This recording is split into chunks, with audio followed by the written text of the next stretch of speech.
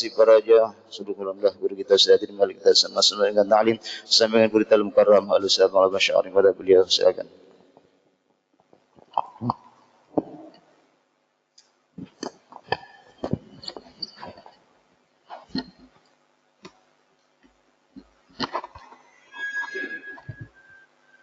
Assalamualaikum warahmatullahi wabarakatuh. Bismillah walhamdulillah wassalatu wassalamu ala rasulillah Sayyidina Muhammad ibn Abdullah wa ala alihi wa sahbihi wa ahzabihi wa man tabi'ahu wa mawalah wa la hawla wa quwwata illa billah. Para jamaah kita bersama-sama bacakan kalimah thayyibah. Bismillahirrahmanirrahim. La ilaha illallah,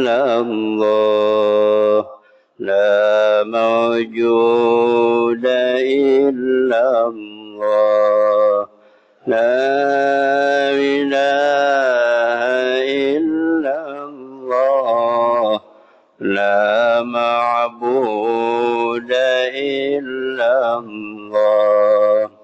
La ilaha illallah, la matluba illallah, la ilaha illallah, la maqsuda illallah.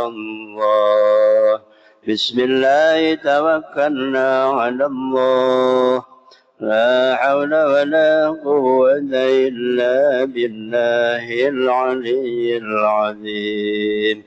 Astaghfirullahal azim, astaghfirullahal azim, astaghfirullahal azim wa atubu ilaih. Bismillahirrahmanirrahim. Rabbi zidni ilman warzuqni fahman wa alhiqni bis-shalihin. Rabbi zidni ilman warzuqni fahman wa alhiqni bis-shalihin.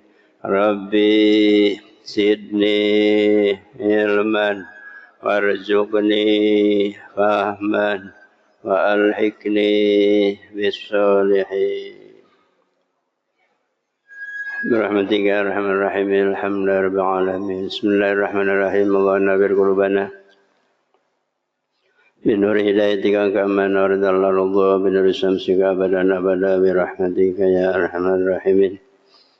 Rabbi shrah li sadri wa yassir li amri wa hlul 'uqdatam min lisani yafqahu qawli ya fatahu ya alim. Allahumma inna nas'aluka al-futuh wal manuh wal rusukh wa taubatan nasuh wa salaha jasadi wal ruh qala syekhul malik rahimahullahu ta'ala wa adama naf'a bihi barakati ulumih wabikum fid darain amin radhiyallahu anna wa ankum qala radhiyallahu anhu wa an aliyin radhiyallahu ta'ala anhu wa karrama wajhah man lam yakun indahu sunnatullah wa sunnatu rasulihi wa sunnatu awliyaihi malaysa biyadihi syai'un falaisa lahu syai'un yu'tadu bihi. Para jamaah, Bapak hadirin yang saya hormati, Khusus guru kita Al-Mukarram Al-Ustaz Dr. Anas Lukman Effendi, para asatid yang lainnya, lebih khusus orang tua yaitu Bapak Haji Margono, juga Bapak Haji Heru dan Ketua DKM beserta pengurus yang lainnya. Alhamdulillah wa syukurillah, terlebih dahulu marilah kita memanjatkan puji dan syukur kehadirat Allah Subhanahu wa taala, di mana pada sore menjelang malam ini Alhamdulillah kita telah bersama-sama berkumpul, bertemu kembali di tempat yang mulia ini dalam rangka thalabul ilmi. Mudah-mudahan ilmu yang kita dapatkan bermanfaat sehingga menjadikan bekal untuk petunjuk hidup kita di dunia, untuk kita mendapatkan kebahagiaan di akhirat. Orang tua, karuhun, guru-guru muslimin wa muslimat yang telah pulang ke rahmatullah, mudah-mudahan dalam kuburnya mendapatkan limpahan maghfirah dan rahmat dari Allah Subhanahu wa taala. Amin ya rabbal alamin. Wa an aliyin, dan dari Imam Ali radhiyallahu anhu, Allah telah meridainya. Wa karrama wajhahu, dan Allah telah memuliakannya. Man, barang siapa, lam yakun, yang tidak ada, indahu, di sisinya, sunnatullah, sunnah Allah, wa sunnatu rasulihi, dan sunnah Rasul Allah, wa sunnatu awliyaihi, dan sunnah para waliullah. Falaisa, maka tidak ada, biyadihi, pada tangannya, syai'un, sesuatu. Ay falaisa, yakni tidak ada, lahu, baginya, syai'un, sedikit pun, yuktadu, yang dijadikan pegangan, bihi, dengannya. Ini nasihat para jamaah. Datangnya dari Imam Ali radhiyallahu anhu wa karrama wajhah. Para jamaah kenal Imam Ali, kenal namanya. Putra siapa Imam Ali? Putra Abi Thalib. Abi Thalib itu siapa? Paman Nabi. Imam Ali menikah dengan putri Nabi yang bernama siapa? Siti Fatimah Az-Zahra. Kemudian lahirlah dua putra yang bernama Hasan dan Husain. Ini Hasan Husain, putra Imam Ali, lahir dari putri Nabi yang bernama Siti Fatimah Az-Zahra. Kenapa putri Nabi ada julukan Az-Zahra? Artinya suci. Sebab Siti Fatimah ini headnya cuman sekali, nandain balik doang.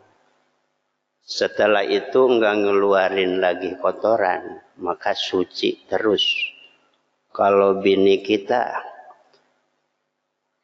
tiap bulan, maka kita enggak uruk disebut Az-Zahra. Hasan Husain ini ketika dikandung, ini ada salah satu riwayat, Pak. Saya jelaskan, mudah-mudahan kita mampu rumah tangga seperti beliau. Ketika mengandung Siti Fatimah ini, kan namanya orang mengandung suka ada bahasa ngidam. Ngidam apa midam? Ngidam ya. Ngidam Pak Ustaz? Yang ngidam ya. Yang ngidam. Aneh-aneh kadang-kadang yang ngidam itu. Aman nasi bau. Giliran kulit kayu doyan. Sebelumnya enggak ngerokok. Ada yang begitu hamil ngerokok. ama suami gedeg ama duitnya mah ora ya. Kan begitu Pak Mas Damir? Iya. Ini beliau lagi ngidam pengen buah delima. Di waktu itu lagi langka. Ngomong sama suaminya Imam Ali. Ya kalau cara kita mungkin kurang lebih bang pengen buah delima. Sedangkan di waktu itu lagi langka. Kemudian Imam Ali berangkat keluar kota nyari delima. Dapat satu-satunya emang lagi langka. Dibawa pulang tuh delima Pak. Begitu turun dari kuda Imam Ali bawa delima. Sebelum sampai ke rumah beliau, datanglah salah seorang minta delima. Dipinta itu delima. Kira-kira dikasihin nggak kalau kita itu? Nah Rijal, dikasihin nggak itu delima? Ora dikasihin. Kenapa? Banyak dampaknya.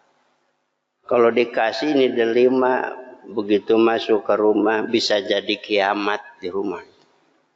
Kalau kita, kenapa? Nah, lagi pengen delima, giliran dapat dikasihin orang. Kan ukuran minimal mungkin pintu sengkleh mah bisa itu. Marah. Bagaimana Imam Ali? Dikasihin Pak. Dikasihin itu Imam Ali. Boleh jauh nyari. Emang istri pengen delima. Dikasihin. Begitu sampai ke rumah.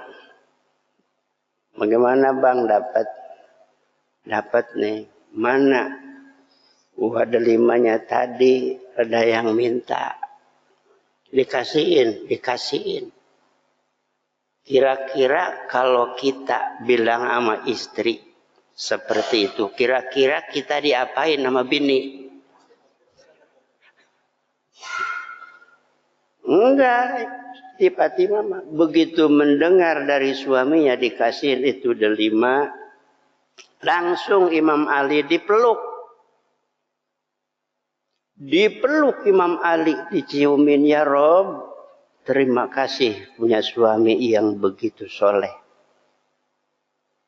Saya pengen buah delima, suami saya dapat satu-satunya, ya Rob, dikasihin sama orang. Mungkin itu orang lebih perlu daripada diri saya. Imam Ali ikhlas memberikan. Siti Fatimah ikhlas. Dengan situasi punya suami seperti itu. Dua-duanya ikhlas. Di hari itu dikontanin sama Allah. Enggak sampai pindah hari, enggak. Di hari itu dikontanin. Datanglah seorang anak muda kepada Nabi. Membawa kurang lebih kalau sekarang kan buah-buahan itu diparselin. Pakai parsel. Pak Jeru ya, parsel. Kata anak muda, ya Rasulullah, ini titip buat Ali. Ini titip buat Ali. Kemudian Nabi memanggil pembantunya. Wa ya hadzal rajul, ini punya Ali, anterin ya ke sono. Ya anterin Pak. Ini yang bawa penasaran. Ini apa sih? Ini dalamnya cakep banget ini tempatnya. Mungkin ada dari dulunya kali ya. Penasaran. Begitu dibuka pelan-pelan Pak. Di 5-10 di dalam itu. Cakep. Wallahu alam itu yang datang nganterin kepada Nabi itu apa manusia, apa malaikat.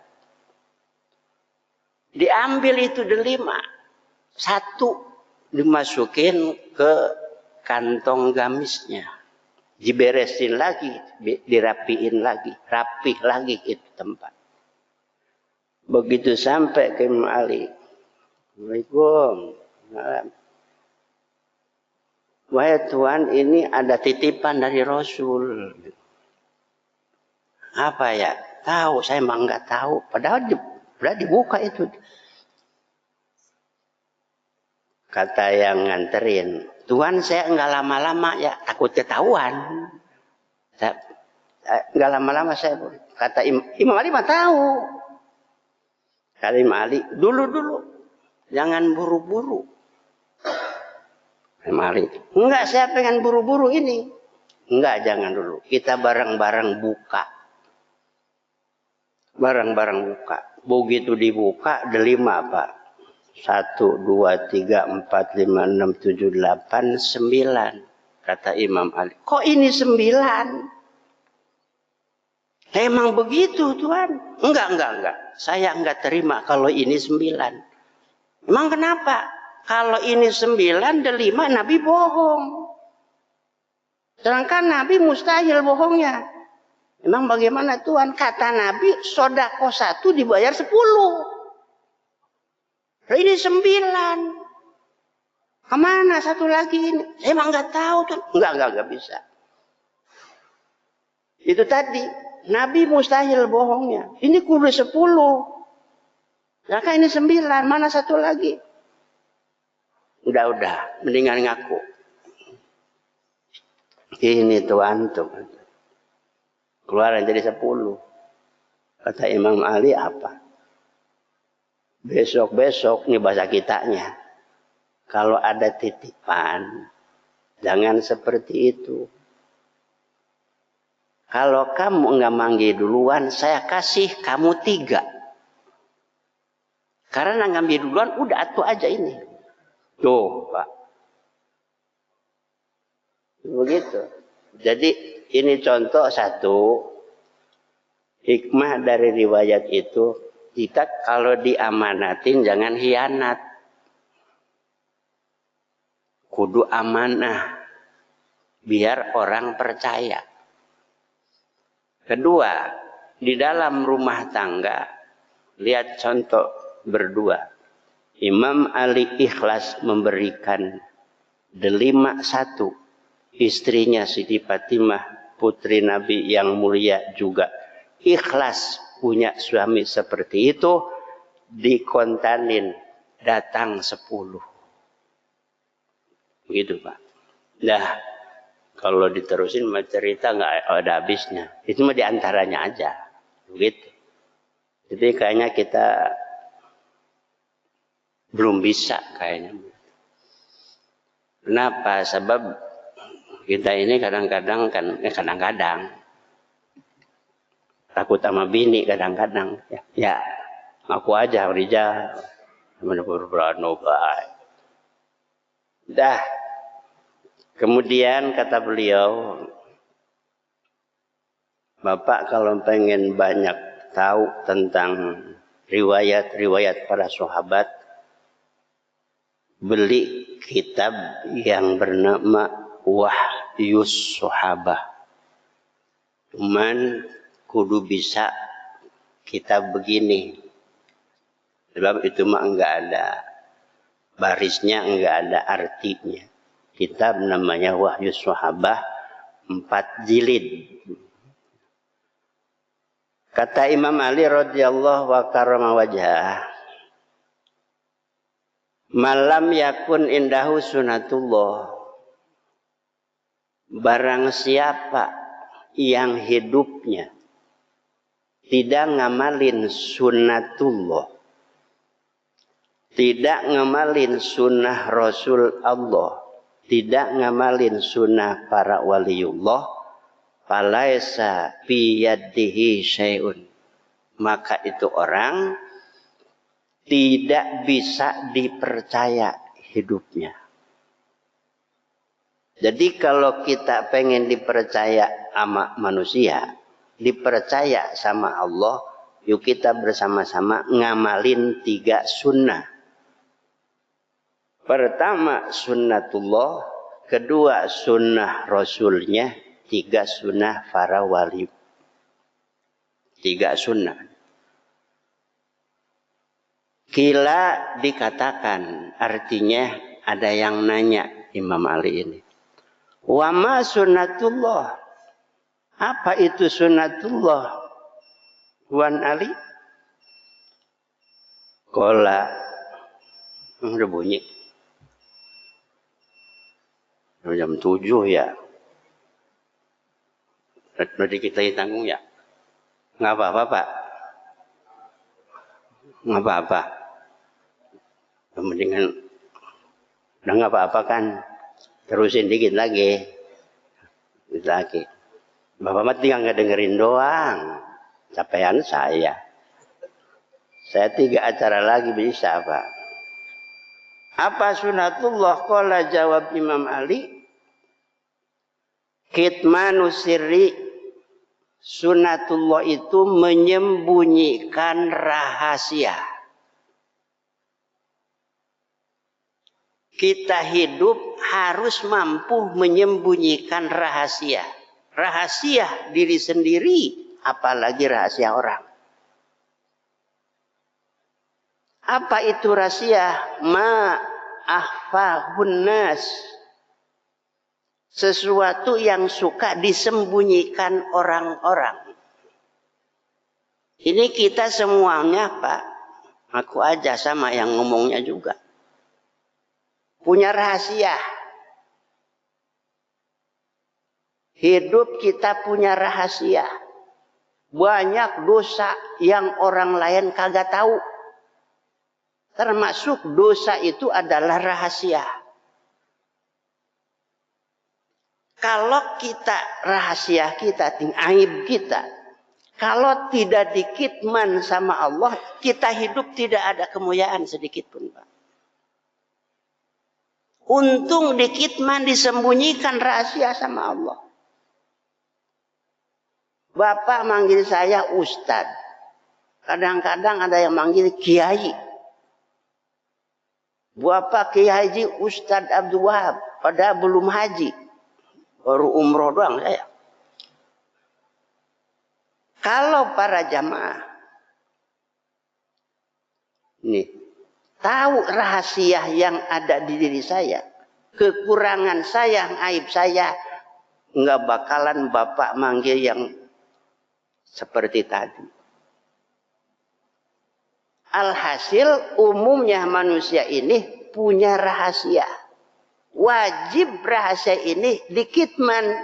Sebab Allah menyembunyikannya.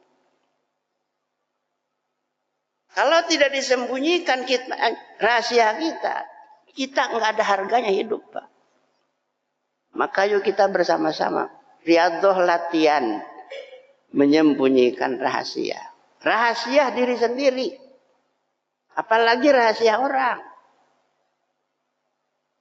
Rahasia sendiri jangan sembarangan ngomong sama orang. Yang harus kita sering ngomong, bahasa anak agamanya munajat, naja. Menceritakan kekurangan diri sendiri, menceritakan aib dan rahasia sendiri harus sama Allah. Jangan sama manusia. Sekarang kita punya rahasia, aib. Sama orang diomongin, si A diomongin. Yang kita datengin ini orang yang kita ngomong rahasia diri kita. Kan kita enggak tahu Pak. Hati orang. Tahu-taunya begitu kita ngomong rahasia diri sendiri. Yang tadinya disembunyikan. Tahu-tahu kata ini orang. Katanya orang nih.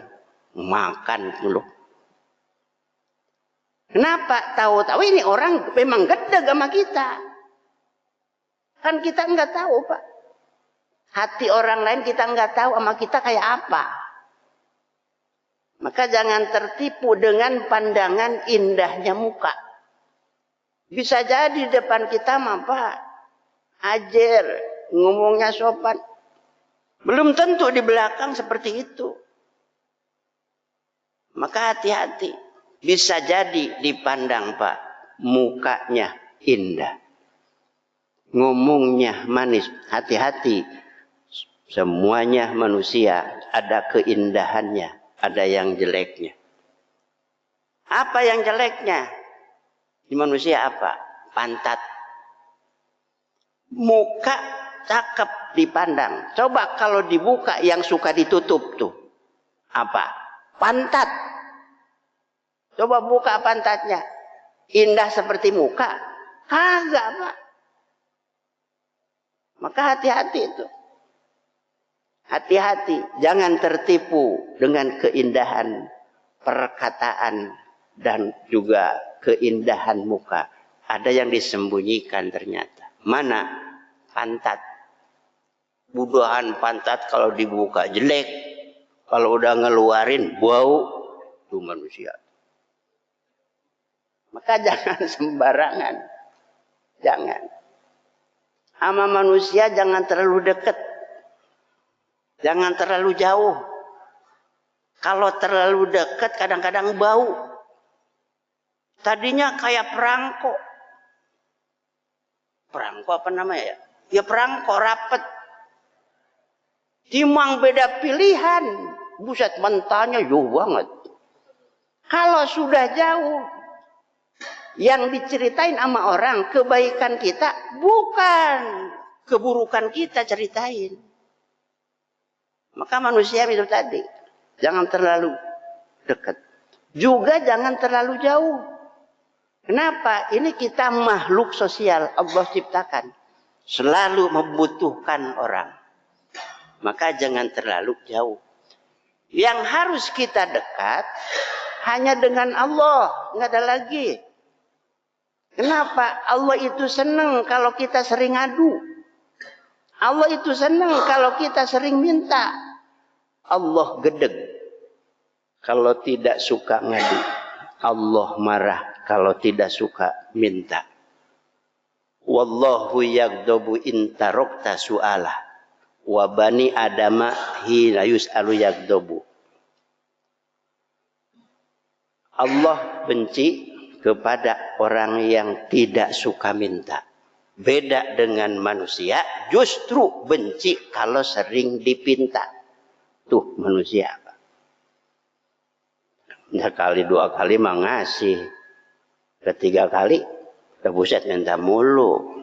Nah, itu manusia tuh. Maka kembali lagi dah. Jadi satu ya kita ngamalin. Sunnah apa? Sunnatullah, menyembunyikan rahasia. Apalagi rahasia orang. Sebab kalau kita ngomongin rahasia orang, namanya ghibah. Ghibah. Ngomongin keburukan orang di belakang dia. Seandainya dia tahu, marah. Ghibah itu begitu.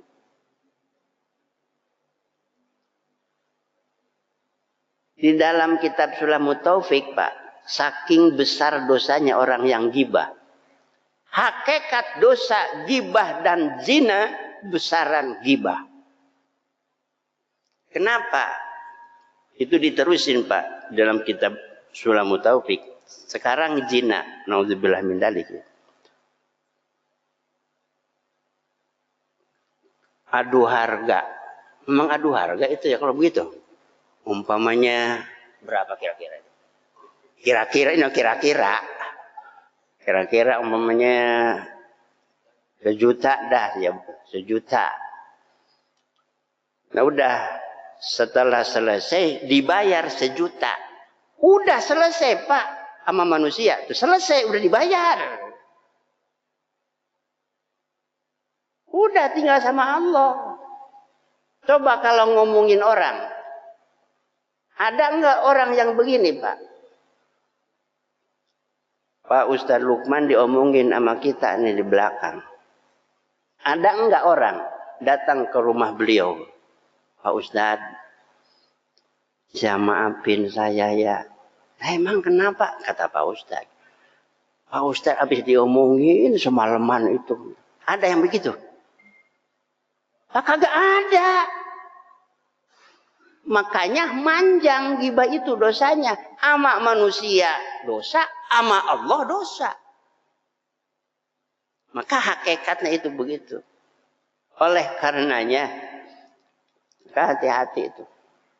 Ini kan kadang-kadang adanya ghibah itu Pak, kalau kita mujalasah, kita ngeriung, di mana di pos, kongkok dah.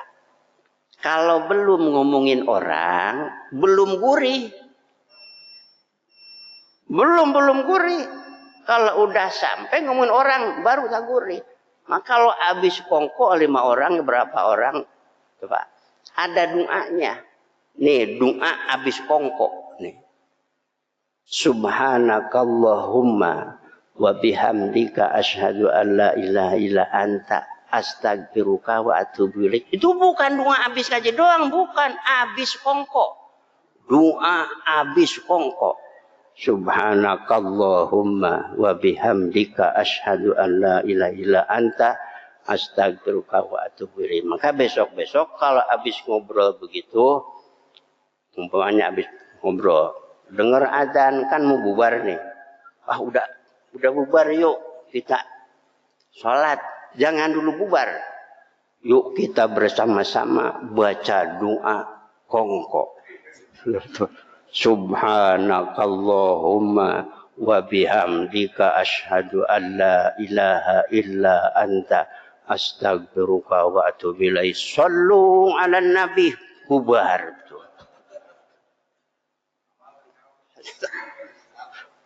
Cakep itu Pak. Itu begitu. Dadah. Satu aja dulu ya. Biar nanti sunnah 2 lagi. Apa namanya nanti di bulan depan. Mudah-mudahan panjang umur, sehat dan afiat, mampu ibadah kepada Allah Subhanahu wa taala. Wallahu a'lam bishawab. Mudah-mudahan besar manfaatnya. Jika kurangnya mohon maaf yang seluas-luasnya. Allahumma salli wa habibina wa syafiina wa karim